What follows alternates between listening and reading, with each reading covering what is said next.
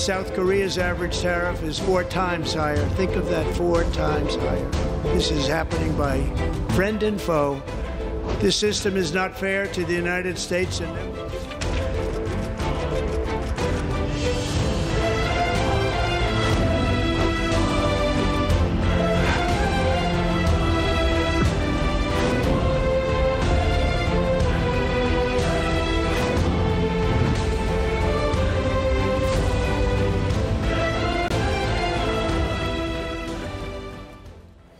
간밤에도 경제 이슈가 쏟아져 나왔습니다. 빠르고 친절하게 정리해 보겠습니다. 네, 스타트 경제. 오늘은 이정환 한양대학교 경제금융대학 교수와 함께하겠습니다. 어서 오십시오. 어서 오십시오. 오늘이 멕시코, 캐나다에 대한 미국의 관세 부과 날이었어요. 그런데 자동차 관세는 한 달 더 늦추기로 했다. 배경은 뭡니까? 사실 미국 자동차 생산 역시 멕시코와 캐나다에 굉장히 많이 의존합니다. 뭐 전기차 업체라고 하는 테슬라조차도 예. 특정 자동차에 대해서는 멕시코에 대한 의존도가 15%에 넘는다고 이야기를 하고 있고요. 사실 이제 미국의 자동차 시장이 경쟁이 또 심각하거든요. 심각하다는 얘기는 어떤 이야기냐면 관세가 오르게 되면은 가격을 전가시키기가 어렵다.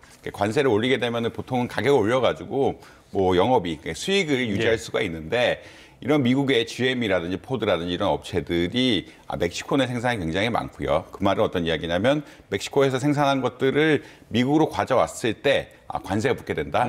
그럼에도 불구하고 이 관세를 해결할 수가 없다. 그러니까 워낙 가격 경쟁이 치열하기 때문에 네네. 가격이 조금 올라가면 또 안 살라 그럴 거거든요. 그렇기 때문에 당연히 이제 수익을 줄이는 방향으로 이제 운영이 될 수밖에 없기 때문에 이 부분에 대해서 뭐 GM이라든지 포드라든지 이런 유력 자동차 기업들이 계속 어떻게 보면 클레임을 그러니까 좀 불만을 제기해 왔고요. 이 불만을 제기한 결과 결국은 이 관세에 대해서 조금 자동차 분야에 대해서는 좀 미루는 결과가 나타났다라고 아마 이해하시면 되지 않을까 이렇게 생각을 하고 있습니다. 어제 보니까 자동차협회 쪽에서 이 관세가 현실화되면 자동차 가격이 25% 오를 수도 있다 이런 이야기도 하던데 이렇게 되면은 미국 소비에도 직접적인 영향을 줄 수밖에 없는 거 아닙니까? 사실 이제 미국의 자동차 소비 중요하고요. 특히 중고차 시장 같은 것들이 중요하긴 한데 이제 이 관세란 것이 전체적으로 관세 매기다 보니까 소비에 부정적인 영향. 그러니까 관세가 올라가게 되면은 물가가 올라가게 되고 물가가 올라가게 되면은 소비에 직접적인 영향을 미칠 수밖에 없다. 사실 미국의 GDP를 보면은 제조업 비중이 한 9% 정도밖에 안 되거든요. 그러니까 미국의 제조품들은 중국이라든지 해외에서 다 수입해 온다라고 기본적으로 생각하시면 될 것 같고 이런 제조업 상품들의 가격이 올라가게 되면은 자연스럽게 물건 가격이 올라가게 되는 이런 현상들이 발생합니다.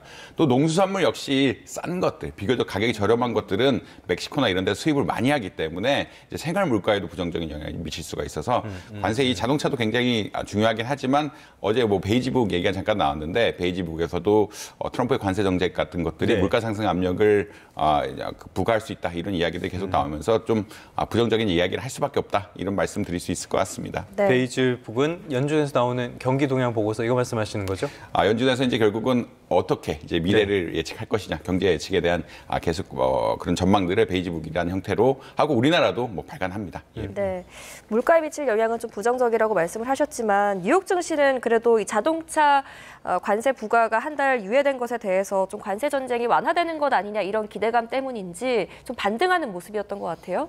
일단은 자동차주가 반등을 했고요. GM이라든지 포드라든지 5% 이상 상승하면서 어떻게 보면 주식시장 전반에 이끌었다고 보시면 될 것 같고 최근에 많이 빠졌죠. 나스닥 2만이 넘었는데 나스닥 지수 18,300 이 정도까지 내려가면서 많이 빠졌기 때문에 이것에 대한 어떠한 뭐 사람들의 심리 역시 좀 반영된 것이 아니냐라고 이야기를 할 수 있겠습니다. 최근에 이제 트럼프가 관세 정책을 사실은 외교 수단을 쓰는 것이 아니라 실제로 부과하는 것이 아니냐라는 그런 리스크가 굉장히 커졌고 그런 리스크들이 커지면서 미국 기업들의 성과에 대한 우려가 생기기 시작했고 성과에 대한 우려가 생긴 것이 주식시장에 많이 반영이 됐거든요. 그러니까 2, 3일새 주가가 굉장히 많이 빠졌는데 어제 이제 어떻게 보자면 좀 트럼프가 미국 기업의 상황을 봐줄 수 있는 이런 환경 등을 제시하다 보니까 조금 관세 전쟁보다는 어떻게 보면 외교적 수단, 그러니까 어디 말하는 무엇인가 얻어내려는 외교적 수단으로 쓸 가능성이 조금은 높아졌다는 이런 평가하에서 주가가 좀 올라갔다고 보시면 될 것 같습니다. 알겠습니다. 간밤에 뉴욕 증시 상황까지 살펴봤고요. 다시 미국으로 가서 트럼프 의회 연설 내용도 한번 살펴보도록 하겠습니다. 트럼프 대통령이 한 말은 일단 팩트체크를 좀 할 필요성이 있는 것 같아요. 하도 잘못된 정보를 많이 이야기를 하다 보니까 한국이 미국보다 관세가 4배가 높다 이런 주장을 했는데 이거 맞습니까? 이거 사실이 확인이 안 되는 사실이라고 보통 보시면 될 것 같고요. 어제 이제 우리나라에서 이제 결국은 트럼프 대통령이 이야기하다 보니까 또 보도자료를 반박을 냈거든요. 네. 그러니까 우리나라가 부과하는 미국의 관세 수준은 전체적인 기준으로 봤을 때는 한 0.79% 정도, 1%가 안 된다라는 그런 강력한 주장을 했습니다. 그러니까 관세 자체가 거의 없다. 그러니까 1%가 안 된다는 이야기는 관세 자체가 거의 없다는 이야기고, 이것은 근본적으로 한국과 미국이 FTA라고 이야기하죠. 서로 상호 간의 관세를 부과하지 않기로 한 이런 조약 때문에 관세율이 굉장히 낮다라고 이야기할 수 있겠습니다. 그러니까 이제 4배 높다는 것은 어떻게 계산됐는지 산출 근거는 전혀 없지만 대통령이 그러니까 트럼프 대통령이 의회 연설에서 이야기하면서 어떻게 보면은 뭐 산출 방법이 있겠죠. 최근에 많이 나온 이야기는 뭐 부가가치세를 감안해서 관세를 계산해야 된다 이런 여러 가지 뭐 방법들이 있는데, 뭐 이거는 어떻게 보면 선언적인 의미고 4배나 높다. 그리고 상호 관세를 부과해야 된다라는 큰 상호 관세라는 것은 한국이 이만큼 관세를 부과하기 때문에 미국도 한국 상품에 대해서 관세를 부과해야 된다 이런 논리로 가고 있기 때문에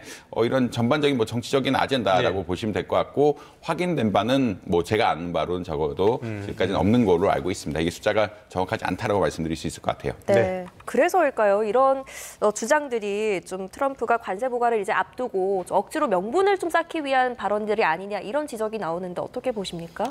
사실 이제 한국 역시 그러니까 한국은 굉장히 미국에 대해서 수출 흑자가 많고요. 다시 말해서 미국 입장에선 적자가 많은 나라라고 보시면 될 것 같습니다. 어제 나온 나라들 중국, 인도, 한국 이런 나라들이었는데, 미국이 무역 적자가 좀 많은 나라들이거든요. 그렇죠. 이쪽에 대해서 관세를 부과하면서 혹은 관세를 부과한다고 어떻게 보면 정치적 카드로 이용하면서 이 무역 적자를 좀 줄여보려는 노력들이 있는 것 같다라고 아마 이해하시면 될 것 같고요. 사실 뭐 철강 지금 뭐 그래픽이 나가고 있는데, 철강 알루미늄에 대해서 25% 관세, 우리는 쿼터가 있어서 무관세 부분이 있었는데 이 부분은 없앤다라고 보시면 될 것 같고, 자동차 반도체 뭐 다 부과하겠다라고 이야기하고 있고, 아까 4배라고 이야기한 건 상호관세 조치라고 말씀드릴 수 있는데, 우리나라가 4배 높기 때문에 미국 역시 관세를 부과하겠다 이런 이야기를 하면서 무역 적자 부분에 대한 압력, 그리고 이제 요것들이 뭐 방위비 분담금까지 이야기가 뭐 넘어갈 것이냐 아니냐 뭐 이런 얘기들이 많이 나오고 있는데, 전반적으로 미국이 얻어내고 싶은 것들을 얻어내려고 하는 이런 전반적인 프레임 하에서 움직이고 있는 것들이 아니냐, 이렇게 개인적으로 생각을 하고 있습니다. 그러니까 관세라는 거는 어떤 측면에서는 목적보다 수단에 가까운 것이다. 지금 미국을 방문한 신원식 대통령 국가안보실장, 좋은 결말이 있을 것으로 생각한다 이렇게 이야기를 했는데요. 어떤 의미로 봐야 될까요? 사실 뭐 어떻게 보자라고 하면은 이제 좀 뭔가 카드를 가지고 간다라는 의미로 해석은 할 수 있을 것 같습니다. 그러니까 좋은 방향을 해석할 수 있다는 얘기는 미국과 협상할 것들이 미리 좀 아래에서는 좀 진행되고 있는 것들이 아니냐라고 이제 평가를 드릴 수 있을 것 같고요. 그러면 다시 말해서 이제 관세란 것이 어떻게 보자면 원칙상 막 부과해야 된다는 이런 얘기가 아니라 서로 간에 협상할 수 있는 수단으로 미국들이 계속 이용하고 있다라는 큰 기대 하에서 우리가 제공해 줄 것들, 미국산 석유 수입이라든지 이런 것들을 하면서 뭔가 협상할 여지가 있는 것, 그리고 이것에 따라서 한국에 대한 관세 압력을 좀 줄일 수 있는 것이라고 하는 것들 좀 표명한 것이 아니냐, 개인적으로 이렇게 생각을 하고 있습니다. 네, 연일 좀 어디로 튈지 모르는 발언을 내놓고 있는 트럼프이기 때문에 이 부분도 좀 걱정이 되는데요. 대선 과정에서 한국은 돈이 많은 나라다 이렇게 언급을 하면서 방위비 분담금 9배 인상을 거론하기도 했잖아요. 이 방위비 분담금을 다시 좀 협상할 가능성은 어떻게 보십니까? 굉장히 많다라고 개인적으로 생각을 하고 있고요. 왜냐하면 최근에 이제 트럼프 행정부에서 나온 얘기가 국방비를 감축하겠다, 5% 이상 지속적으로 감축하겠다라는 이야기를 하고 있는데, 감축한다는 이야기는 다른 나라에서 또 돈을 받아서 메꾸겠다는 이야기로 해석을 할 수도 있거든요. 뭐 자국 내에서 국방비를 감축할 수도 있지만 특히나 해외 주둔군에 대해서는 국방비를 감축한 것을 누군가 대주게 하는, 흔히 말하는 어떻게 보자라면 돈을 받아내는 이런 식으로 갈 가능성이 높다라고 이야기할 수 있겠고요.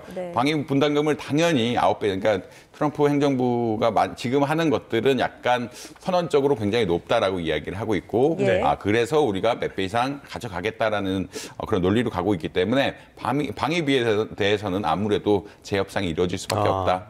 결국 국방에 그러니까 예. 최근에 하고 있는 어떤 트럼프 행정부의 발언들, 국방 비리를 낮춰야 된다는 발언들, 그리고 전반적으로 미국이 해외에 돈을 많이 쓰고 있다라는 트럼프 행정부의 의견에 따라서 결국 방위비 분담금은 다시 협상을 해야 되지 않느냐, 뭐 개인적으로 그렇게 생각할 수밖에 없다라고 네. 뭐 개인적으로 그렇게 생각을 하고 있습니다. 알겠습니다. 저는 어제 굉장히 좀 이 소식을 듣고 놀랐는데 트럼프가 알래스카 가스관 사업 참여를 기정사실처럼 이야기를 하더라고요. 외교적으로 이런 거는 정말 처음 본 것 같은데 우리 정부와 기업들 대응하기 굉장히 어려울 것 같습니다. 이 알래스카 가스배관 사업이란 것이 결국 알래스카에서 LNG, 천연가스를 만들어서 이 알래스카 아래쪽에 액화시설, 그러니까 LNG를 다른 나라 수출하려 그러면 관을 통해서 가든가 아니면 액체로 만들어가지고 굉장히 압축해서 가야 되거든요. 그래서 압축해서 가는 기술, 특히나 우리나라가 LNG 선박 같은 기술들이 굉장히 그렇죠. 높기 때문에 굉장히 좋기 때문에 이 액화시설 만들고 수출한 선박까지 다 운영하는 뭐 이런 것에 관해서 전반적으로 투자하는 이런 상황들이 발생하지 않느냐라는 그런 논의라고 보시면 될 것 같고요. 근데 이제 사실 이렇게 중요한 협상들이라든지 이런 것들은 상대방이 참여한다 안 한다를 밝히지 않거든요. 그렇죠. 왜냐하면 서로 간에 계약이 깨진다든지 하면은 부담이 될 수도 있고, 사실 의견이 안 맞으면은 그러니까 최종 단계까지 가지 않으면은 발표를 하지 않는 것이 원칙이긴 합니다. 그럼에도 불구하고 지금 공표를 했다는 이야기는 이런 알래스카 사업에 우리나라 기업들이 참여하라라는 암묵적인 거의 투자를 하라라는 어제 뭐 사실 그저께죠. TSMC가 미국에 굉장히 많이 투자를 하겠다를 밝힌 것처럼 우리나라 기업들도 이 알래스카 천연가스 사업에 혜택을 많이 볼 수 있기 때문에 적극적으로 투자하라는 메시지로 뭐 개인적으로는 이해하고 있습니다. 네, 우리 정부와 기업들이 좀 부담스러울 수밖에 없는 상황임을 또 짚어주셨습니다. 어제도 반도체법 폐기도 언급을 했는데 이러다가 보조금 못 받게 되는 상황이 오는 거 아니냐, 이런 우려에 대해서는 어떻게 보십니까? 사실 이제 이런 것들에 대한 우려는 분명히 있고요. 네. 특히나 반도체법하고 연관된 법들, 그러니까 사실 바이든 행정부의 중요한 법이 인플레이션 감축법이었는데, 인플레이션 감축법 같은 경우에는 친환경 제품에 대해서, 친환경이라는 것이 탈탄소 제품들에 대해서 보조금을 주는 전기차라든지 2차 전지라든지 보조금 주는 정책들이었는데 이것은 사실 폐기해버렸거든요. 네네. 이게 특히나 반도체법이 사실 공화당에서 나온 거긴 하지만 언제든지 보조금 같은 것을 축소시킬 수 있는 권한이라고 보시면 될 것 같고, 뭐 투자를 적극적으로 하지 않는다 그러면 이런 걸 뺏어갈 수 있겠다라는 이야기를 계속 할 수 있겠습니다. 지금 뭐 그래픽에도 나가고 있는데 삼성전자가 한 54조 원 투자라면은 한 10% 조금 넘게죠. 5조 6천억 정도 보조금을 받아갈 수 있고요. SK 하이닉스의 경우에는 6조 9천억을 투자한다라고 이야기하고 있는데 한 10% 6,639억 정도 받아갈 수가 있는데, 이게 굉장히 큰 돈이고 10% 이상 투자비를 절감한다는 것은 기업 측의 입장에 굉장히 중요한 결론들인데, 사실 미국 측이 요구하는 것이 더 투자해라라는 걸 수도 있고, 보조금을 줄 테니까 더 투자해라는 걸 수도 있고, 보조금은 그대로 두지만 더 많이 투자하지 않으면 보조금을 없애겠다라고 이야기할 수도 있는 이런 결론들이 나와 있기 때문에 좀 우려가 있을 수밖에 없는 상황들이다라고는 말씀드릴 수 있을 것 같습니다. 알겠습니다. 미국에서 나오는 다양한 소식들 우려 섞으면서 살펴봤고요. 다음 소식도 살펴보겠습니다. 이번에는 국내 경제 상황 살펴보려고 하는데요. 국내의 중요한 산업 가운데 하나지만 최근에 굉장히 안 좋은 산업, 바로 2차 전지가 아닐까 싶습니다. 국내 최대의 배터리 산업전 인터배터리가 어제 개막을 했는데요. 내용 좀 보셨습니까? 뭐 간략하게 확인했고요. 사실 이제 말씀하신 것처럼 2차 전지 업계가 그렇게 좋지 않습니다. 네네. 2차 전지 전반적으로 봤을 때는 중국과 경쟁에 있어서 조금 밀리는 것이 아니냐. 그래서 전반적으로 전 세계 마켓 쉐어라 그러는데, 점유율 측면에서 지금 한국이 한 20% 정도를 늘 유지하고 있다가 지금 한 16.9%, 17%대로 내려와 있거든요. 예. 그 말은 어떤 이야기냐면 중국이 그만큼 치솟고 있다. 우리 CAT에 요번에 요번에 그 인터배터리 2025에 BYD가 왔다라고 이야기하는데, BYD가 사실 전기차를 만드는 회사지만 자기네에서 2차 전지를 개발하면서 어떻게 보면 좀 적극적으로 2차 전지 산업을 이끌고 있는 이런 상황이라고 보시면 될 것 같은데, CATL, BYD 이 두 업체들이 우리나라 기업들이 차지하고 있던 부분들 많이 뺏어가고 있습니다. 그만큼 좀 사실 이제 전기차로의 전환에 대한 어떤 슬로우다운, 좀 늦어지는 것들, 그리고 중국의 어떤 적극적인 R&D라든지 성과에 따라서 조금 우리나라 업체가 좀 불리하게 작용을 하고 있는데, 지금 뭐 인터배터리 2025에서 나온 얘기는 기술력을 극복하겠다라는 이야기라고 크게 보시면 될 것 같고요. 이 중심에는 뭐 제가 이해하기로는 사육 배터리라고 하는 지름이 46mm 정도 되는 배터리를 통해서 예전 거보다 좀 큰 배터리. 예, 크고 용량이 사실은 기존 거에 비해서 5배 이상, 출력 한 6배 이상 나온다고 하는 고출력 배터리를 통해서, 그러니까 고출력 배터리를 한다는 얘기는 같은 자동차에 많은 배터리를 실을 수 있다는 이야기거든요. 네네네. 이만큼 효율성을 늘리면서 전 세계 2차 전지 시장에 적극적으로 나가도록 하겠다, 좀 경쟁력을 가지도록 하겠다라는 그런 뭐 전망들을 이야기하고 있다라고 보시면 될 것 같습니다. 결국 지금 두 가지가 다 문제인데 전기차로의 전환이 늦어지는 것들, 특히나 트럼프 행정부가 들어오면서 그러니까 인플레이션 감축법 뭐 이런 말씀 드렸지만 예. 전기차로의 전환이 늦어지는 부분, 그리고 중국이 기술력이 굉장히 많이 늘면서 우리나라의 흔히 말하는 마켓쉐어라고 할 수 있는 부분들을 빼가는 부분들이 있는데, 이 부분에 대해서 기술력으로 새로운 원통형 배터리, 아까 자율 배터리 같은 것들을 개발하면서 적극적으로 우리나라의 네. 어떤 마켓쉐어를 지키겠다라는 그런 의지를 보이고 있다라고 보시면 될 것 같습니다. 네, 말씀하신 것처럼 이제 뭐 기술력을 동원해서라든지 이런 어려운 상황들을 좀 극복할 의지와 방법들은 내놓고 있는 것 같은데, 구체적으로 좀 캐즘이 극복이 언제쯤 될 것으로 전망을 하십니까? 사실 이 캐즘 극복이란 것이 그 전기차 전환과 굉장히 관련이 깊고요. 네. 그러니까 유럽 같은 경우도 약간 늦어지는 경향이 있긴 하지만 전반적으로 그러니까 폰데라이어 집행위원회가 계속 유지하면서 전기차의 전환 계속 갈 거다라고 생각을 하고 있는데, 미국이 조금 문제죠. 미국이 아무래도 화석연료로의 전환으로 예. 거꾸로 이야기를 하고 있으면서 좀 전환이 늦어지는 것들이 아니냐. 특히나 이제 2032년까지 뭐 50% 이상은 전기차로 만들겠다라는 바이든 행정부의 이야기들을 완전히 역행시키는 이런 것들을 하면서 조금 뒤처지고 있다라고 보시면 될 것 같고요. 예. 다만 전기차가 결국은 미래의 어떤 중요한, 그러니까 미래 그 흔히 말하는 탈탄소를 할 수밖에 없는 상황들이고, 지금 이런 것들이 일시적인 현상이라고 보시는 분들이 많고, 특히나 이런 것들을 준비하지 않으면, 그러니까 전기차 업계라든지 자동차 업계라든지 이런 전환을 준비하지 않으면 미래에 대한 대응이 안 되기 때문에 공급망 자체를 쉽게 완전히 이전시킬 수는 없는 것 같다. 그래서 지속적으로 가긴 하지만 역행하는 어떤 힘들에 대해서 좀 대응하면서 나갈 수밖에 없다라는 그런 말씀을 드릴 수 있을 것 같습니다. 뭐 캐즘이라는 단어가 등장을 했는데, 이건 다들 잘 아시겠지만 일시적인 수요 둔화를 말하고요. 아직 상황을 낙관하기는 좀 어려워 보이는 그런 것으로 보입니다. 끝으로 이 소식 살펴보도록 하겠습니다. 2위 대형마트 홈플러스의 기업 회생 절차 돌입, 이 부분인데요. 지금 최대 주주가 MBK 파트너스 사모펀드잖아요. 이쪽에 먹튀 아니냐 이런 이야기도 들리는데, 이게 왜 나오는 얘기입니까? MBK 파트너스가 이제 홈플러스를 인수를 했고요. 홈플러스 인수를 한다는 얘기는 지분을 사고 다른, 그러니까 투자 파트너라고 그러잖아요. 투자 파트너에서 돈을 빌려가지고 홈플러스의 지분 같은 것을 인수해서 운영을 해왔다라고 보시면 될 것 같은데, 이게 문제가 되는 부분들 혹은 먹튀라고 지적하는 부분들은 사실 이마트라든지 롯데마트라든지 다른 이런 대형 오프라인 그 유통업체들이 다 고통을 겪고 있긴 한데, 요새 최근에 아무래도 온라인 업체들이 강해지다 보니까요. 근데 이제 홈플러스의 경우에는 좀 좋은 업체, 그러니까 그 영업점들이 실적이 안 좋은 데도 있고 좋은 점들이 있는데, 자산 가치만 보고 좋은 데를 좀 매각한 것이 아니냐. 매각해가지고 흔히 말하는 돈을 빌려준 사람들한테 갚아 나간 것들이 아니냐라는 그런 의견들이 나오고 있기 때문에 먹튀가 좀 나오고 있다. 그러니까 다른 이마트라든지 롯데마트 등은 이제 영업이 안 되는 지점들을 폐점을 하면서 수익성을 개선하려는 이런 노력을 보였는데, 빚을 단기적으로 갚기 위해서, 투자자들한테 돌려주기 위해서 이 좋은 데들을 팔아가지고, 자산 가치가 높은 데들을 팔아가지고 수익을 추구한 게 아니냐, 그런 의혹을 좀 받고 있다. 그러니까 이게 홈플러스가 판 것들이 너무 좀 좋은, 그러니까 안 좋은 데도 팔긴 했지만 좋은 지점도 팔았기 때문에 그런 의혹들이 좀 나오고 있다라고 보시면 될 것 같습니다. 네, 이런 기업 회생 절차 때문인지 이제 업체들이 홈플러스 상품권을 받지 않기로 하는 곳이 생기기 시작했습니다. 제2의 TMF 사태가 현실화하는 거 아니냐, 또다시 일어나는 거 아니냐, 현실 가능성 어떻게 보세요? 사실 이제 좀 가능성은 낮다라고 보시면 될 것 같고요. 홈플러스 상품권 자체가 유통이 이제 홈플러스 내에서 되는 것이 96%인데, 지금 홈플러스 자체는 영업은 계속 하겠다.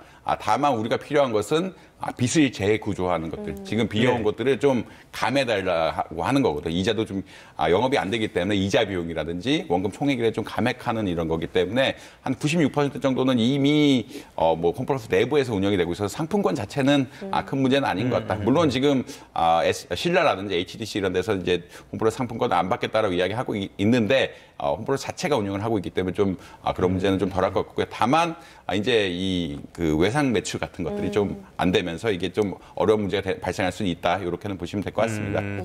알겠습니다. 그런데 최근에 결국에 이 홈플러스에서 문제가 생긴 거는 실적이 나빠졌기 때문이잖아요. 최근 들어선 이커머스, 특히 중국 기업들의 강력한 공세 때문에 더더욱 어려워진 상황이 됐는데 여기에 대한 대책 어떤 게 있을까요?